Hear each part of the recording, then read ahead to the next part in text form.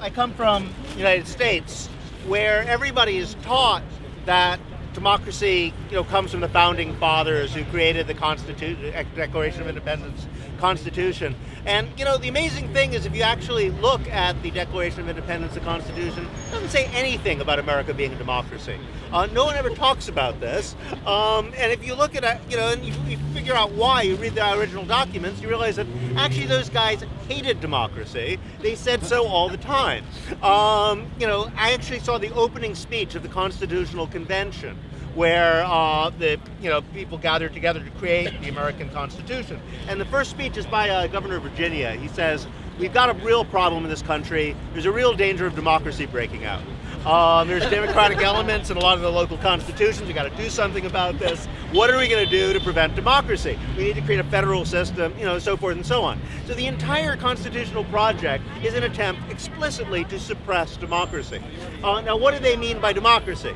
Well, they meant this. They meant people sitting around in squares, publicly discussing what to do and brainstorming ideas and resolving their own problems in an equal fashion. And why were they against it? They said very blatantly. I mean, John Adams, who was, I think, the third president, said, well, one man, one vote? Well, that's insane. You can't have democracy. We have like 10 million people with no property and 1 million people with property. What do you think's going to happen if you give these guys the vote? They're going to appropriate us right away.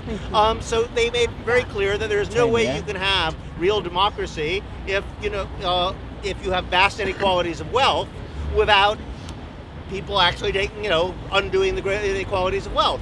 Now, what they have done over the last 200 years is figure out a way, A, to take these institutions which were basically created to stop democracy and convince everybody they are democracy, and B, to get people more and more involved in the system, since gradually they did expand it to one man, one vote, and still somehow not have them do the thing everybody was afraid that they were going to do in the beginning, which is expropriate the wealth. It's been one of the, millions and millions of very ingenious people have been working on how to do this for years. It's one of the greatest feats of propaganda ever done, but it's ultimately backed up by force. And the moment you really seriously challenge it, well, we all see what happens. Thank you. Yeah. And so I just want us all to be aware that we need to acknowledge that the wealth and the deep intelligence and the deep understanding of what true democracy is comes from the native people of what I only call the USA, because you can't call it America, because America is a huge continent. Yeah, well, one thing I would add to that, which people don't acknowledge, is most of the actual democratic elements that did end up in the American constitutional system originally come from Native Americans. The federal system is borrowed from Native Americans directly. And the story of what actually happened historically has really not been told, because we have this idea, we have these people who have just always been sort of these nature people, don't have politics of their own. But actually, when European settlers showed up in North America, what they really encountered was the result of hundreds of years of democratic movements within Native American societies. There are these vast kingdoms, in the Mississippian civilization, they're called, with caste systems, hierarchical, human sacrifice. Those things were overthrown. And they were overthrown by popular movements, which we're only now beginning to understand, that happened within indigenous societies, which then created a remarkably individualistic and egalitarian democratic system. A lot of the Enlightenment was actually borrowed from Native Americans directly. Absolutely. Yeah. What do you think of systems like liquid democracy and other sort of internet based democratic systems, if you know any, like delegative democracy, things like that? Well, I don't know.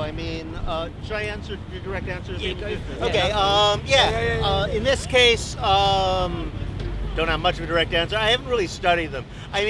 In my experience, social media, internet-based forms of democracy, they're really useful for spreading information and coordinating things, but I've yet to see a really good way to frame and make decisions collectively that doesn't involve at some point people sitting down together. And I think that I think that the technology is really useful to get people into the spaces where they can sit down together, and we can't have enough of that. But at some point, people have to look at each other's eyes. Yeah.